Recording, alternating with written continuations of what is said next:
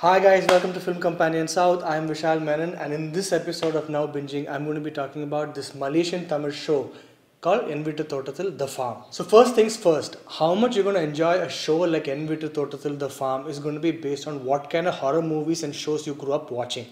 I for one was a huge fan of the Ramsay films. I was also a huge fan of the show that used to come on Sun TV called Janmamex. If you too grew up watching shows like that, you're gonna have a lot of fun with this show. Even though this comes under the Tamil original section of Sony Liv, it's not really a web series. It is actually a 90-odd minute film which is actually chopped into 5 episodes, each ranging between 15 to 25 minutes. In fact, it released as a proper film back in 2017, but I'd not heard of it then. And before I speak more about this film, it's a film that you have to watch accepting and understanding the fact that it's a B-grade film made by amateur filmmakers. So the film is basically about Sujita, a hearing and speech impaired lady who suddenly goes missing.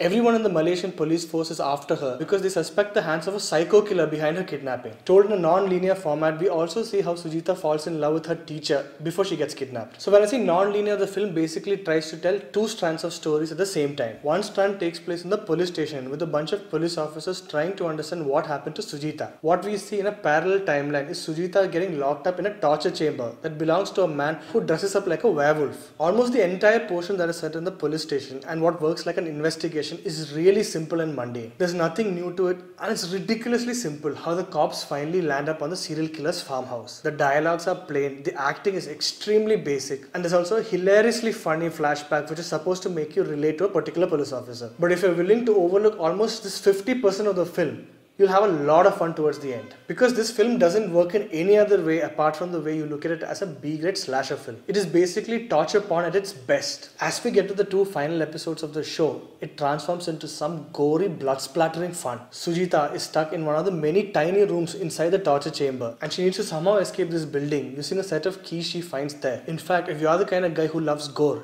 just listen to this situation. For the last 30 minutes of the film, we see Sujita move from one room to another with a dagger pierced through her left hand. Which is when you realize what the makers are trying to do. We see the psycho killer wear a ridiculous looking mask whenever he goes outside for his daily haunts. But whenever he's inside the torture chamber, he dresses up as a wolf. So why does a serial killer behave this way? There's an incredibly funny twist. Now that would be too big a spoiler for me to tell you right now, but let me just tell you, it's based on one of our favorite storybooks. Like I said before, the making is ordinary, the sound design is irritating, the music that is used is extremely basic, almost nothing works in this film. But they somehow seem to get the gore right. Call it some trashy, fun, B-grade, torture porn, whatever you want. But I had a lot of fun watching this film. In fact, the film even leaves you with a plan to make a sequel out of it. The Janmamex fan in me cannot wait. So that's it for my review of this week's web series. If you really like this video, please hit like and subscribe to Film Companion South.